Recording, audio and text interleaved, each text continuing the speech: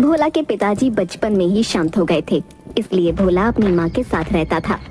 भोला की माँ को दिल की बीमारी थी, इस वजह से वो अक्सर बीमार रहती थी। घर का खर्चा चलाना बहुत ही मुश्किल था, इसलिए उसे जो भी काम मिलता वो कर लेता। पर इन सब से भी घर का खर्चा और माँ की दवाइयाँ लाने में बहुत मुश्किल होती। बेटा, मेरी दवाइयाँ खत्म हो गई हैं। माँ, मैं कल ही शहर जाकर तेरी दवाइयाँ ले आऊंगा। ऐसा कहकर वो घर से बाहर निकल जाता है। अब तो बस मेरे पास थोड़े ही पैसे बचे हैं, इसमें माँ की दवाइयाँ तो नहीं आ पाएगी। एक काम करता हूँ, आज ज्यादा काम कर लूंगा। चल भाई भोला, आज तो तुझे बहुत ही मेहनत करनी पड़ेगी। तभी उसकी माँ के चिल्लाने की आवाज आती है। भोला दौड़कर अंदर आता है। बेटा, पता नहीं, बहुत दर्द हो रहा है, मैं हिल भी नहीं पा रही। फिर वो बोल भी नहीं पाती। माँ, क्या हुआ है तुझे? मैं वैद्य जी को बुलाकर लेकर आता हूँ। वैद्य जी, वैद्य जी। अरे भोला, क्या हुआ? इतना घबराया हुआ क्यों है? वैद्य जी, आप जल्दी से मेरे घर चलिए। मेरी माँ को न जाने क्या हो गया है, वो बोल ही नहीं पा रही है और उसके हाथ पैर भी नहीं हिल रहे हैं। बेटा, तुम्हारी माँ को लकवा हो गया है। वैद्य जी, तो अब फिर इसका कोई तो इलाज होगा। आपको जो भी इलाज करना है आप कीजिए, जितने पैसे लगेंगे मैं व्यवस्था कर दूंगा।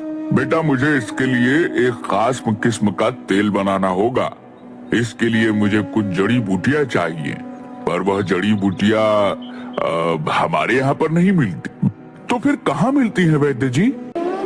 वैद्य जी अपने झोले में से एक किताब निकालते हैं और उसमें से भोला को उन जड़ी बूटियों के बारे में बताते हैं। अगर तुम्हें यह मिल गई तो मैं तुम्हारी माँ का इलाज शुरू कर दूंगा, और यह किताब भी अपने साथ ले जाओ, काम आएगी। ठीक है वैद्य जी, मैं इन्हें लेकर आऊंगा। पर यह मिलेगी कहाँ? बेटा, यहाँ से दक्षिण की तरफ जाने पर तुम्हें एक मांसाहारी जंगल मिलेगा। जंगल पार करने पर तुम्हें रंग बिरंगा तालाब मिलेगा और उस तालाब के बीचों बीच एक अनोखा टापू दिखेगा। वहाँ पर तुम्हें यह जड़ी बूटी मिल जाएगा, पर तुम्हें बहुत ही ज्यादा सावधानी बरतनी पड़ेगी। उस जंगल में भूल कर भी किसी भी पेड़ को हाथ मत लगाना। उस टापू पर जो कोई भी गया है वह वापस नहीं आया। आप फिक्र मत कीजिए वैद्य जी, मैं बूटी लेकर जल्द ही आऊंगा। बस आप मेरी माँ का ध्यान रखना। ठीक है बेटा, तुम निश्चिंत होकर जाओ। वहाँ पर चलते चलते वो मांसाहारी जंगल में पहुँच जाता है। वहाँ पर भोला को बहुत से इंसानों और जानवरों के कंकाल दिखाई पड़ते हैं। लगता है कि यही मांसाहारी जंगल है। वो वहाँ से आगे बढ़ जाता है। कुछ दूर चलकर लगता है इसी वजह से इस जंगल को मांसाहारी जंगल कहते होंगे। कुछ दूर तक भोला खुद को उन पेड़ों से बचाता है। फिर अचानक से एक पेड़ की जड़ पर पैर रख देता है। वो जड़ उसके पैरों को जकड़ लेती है। हे भगवान, अब यह क्या नहीं बला है, मेरा पैर। उसे बहुत दर्द होता है और उसके पैरों में से खून निकलने लगता है। वो अपने झोले में से एक खंजर निकालता है और उस खंजर से उस जड़ को काट देता है और वहाँ से भागने लगता है। हे भगवान, इतना खतरनाक जंगल, आज तो बाल बाल बच गया। कुछ दूर चलने पर उसे एक तालाब दिखता है। उस तालाब के अंदर एक टापू दिखता है। लगता है यही वह अनोखा टापू है जहाँ पर मुझे माँ के इलाज के लिए जड़ी बूटियाँ मिलेंगी। पर वैद्य जी ने तो कहा था कि तालाब रंग बिरंगा होगा, पर यह तो बिल्कुल सामान्य ही है। भोला को वहाँ पर अलग अलग तरह की मछलियाँ दिखाई देती हैं। उनके रंग की वजह से वो तालाब रंग बिरंगा हो जाता है। अच्छा, तो इन रंग बिरंगी मछलियों की वजह से तालाब को रंग बिरंगा तालाब कहते हैं। मैं तो कुछ और ही समझा था। चलो यहाँ पर पानी पी लेता हूँ, बहुत देर से प्यास लग रही थी। भोला उस तालाब में पानी पीने जाता है। वो हाथ मुंह धोकर जैसे ही अपने मुंह में पानी डालता है, उसे अजीब लगता है। वो पानी को थूक देता है।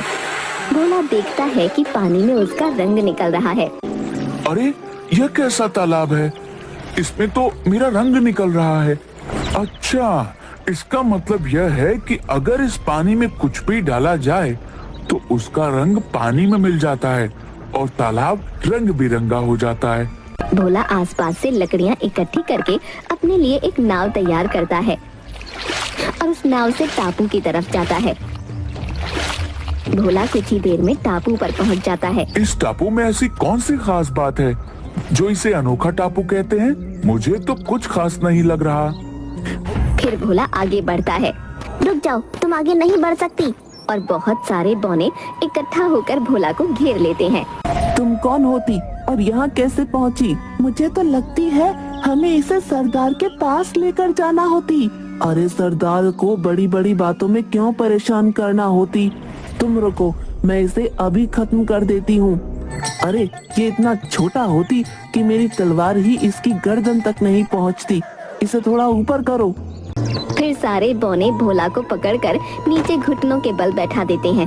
भोला को कुछ भी समझ नहीं आ रहा था कि उसके साथ क्या हो रहा है। बौना भोला की गर्दन पर तलवार रखकर, बोलो तुम कौन होती और यहाँ क्यों आई? अरे भाई रुको रुको, मेरा नाम भोला है और मैं यहाँ पर अपनी माँ के इलाज के लिए कुछ जड़ी बूटियाँ लेने आया हूँ। तुम झूठ बोलती। अगर तुम सच बोलती तो मैं तुम्हारी गर्दन उड़ा देती।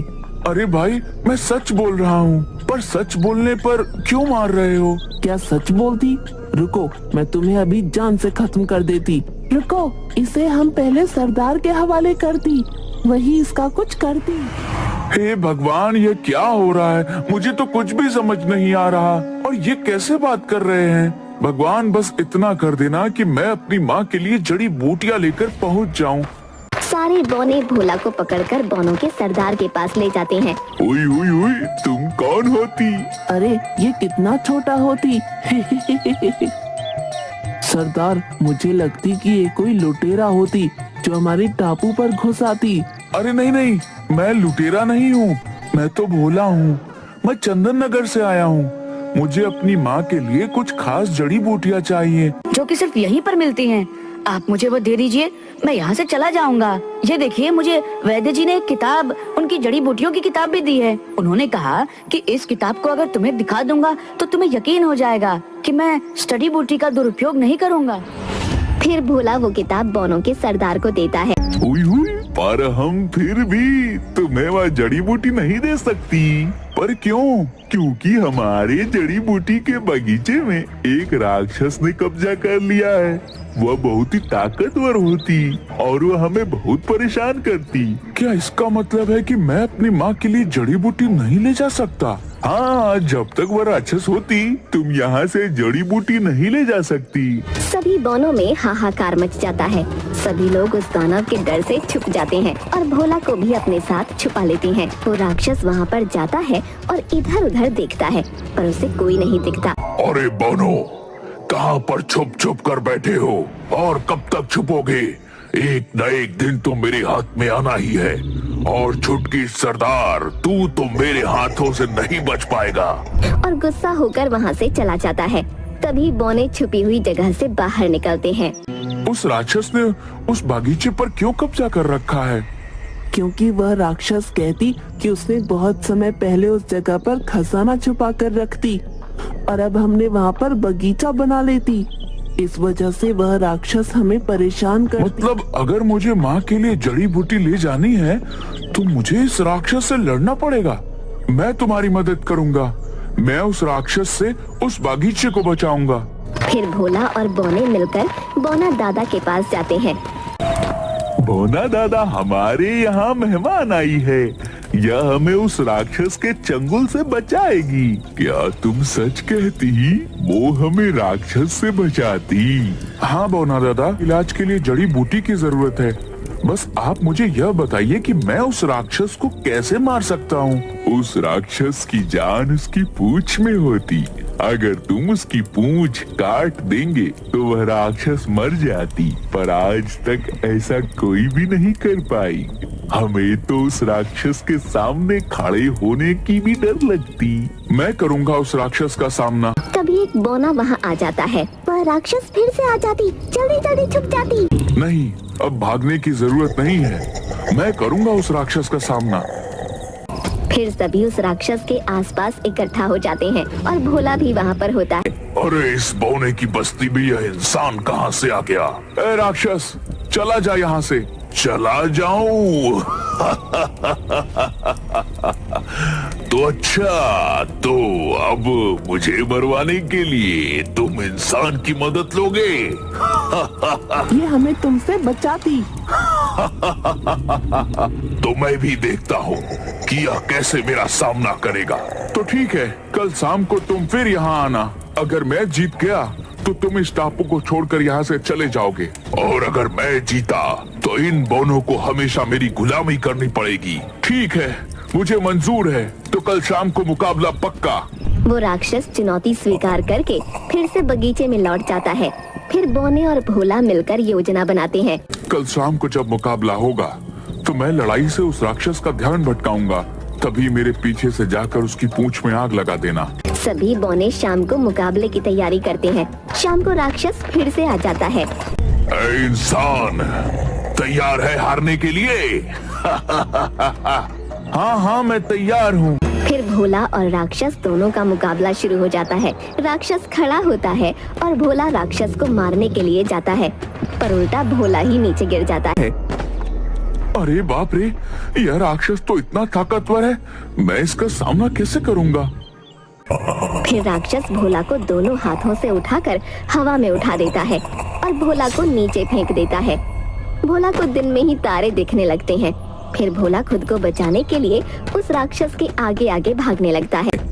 अपने आप को इस राक्षस से खुद को कैसे बचाऊं? यह तो मेरी जान ही ले लेगा। हाँ, मैं धूल उसकी आंखों में उड़ा देता हूँ। फिर भोला जमीन की धूल को राक्षस की आंख में उड़ा देता है। राक्षस को कुछ नजर नहीं आता और वो चिल्लाने लगता है। तभी एक बौना पीछे से उसकी पूंछ में आग लगा देता है। बचाओ, बचाओ, तुम सबने मेरे साथ धोखा किया है। और राक्षस नष्ट हो जाता है। सब बौने खुश हो जाते हैं। अब तो मुझे वह जड़ी बूटी मिल जाएगी ना? हाँ, अब तुम उस जड़ी बूटी को ले जा सकती। मैं खुद तुम्हें वह जड़ी बूटी देती। सुबह होते ही बौनों का सरदार भोला को बगीचे में ले जाकर उसे जो भी जड़ी बूटियाँ चाहिए थी वो दे देता है। ध्यान रखती, इसे किसी भी गलत इंसान के हाथ में नहीं देती, नहीं तो कोई भी इसका दुरुपयोग कर सकती। ठीक है, मैं ध्यान रखूंगा। यह लेती, इस ताबीज को पहनकर तुम सुरक्षित घर पर पहुंच जाती और इसकी मदद से तुम्हें कोई भी चोट नहीं पहुंचा सकता। भोला बौने के गले मिलकर अपने घर के लिए निकल जाता है। यह लीजिए वैद्य जी, आपने जो जो जड़ी बूटियाँ कही थी मैं सभी लेकर आया हूँ। अरे वाह बेटा, तुमने तो नामुमकिन को भी मुमकिन कर दिया। मैं अभी से वह खास तेल बनाना शुरू कर देता हूँ। फिर वैद्य जी वो खास तेल बना देते हैं और भोला की माँ का इलाज शुरू कर देते हैं।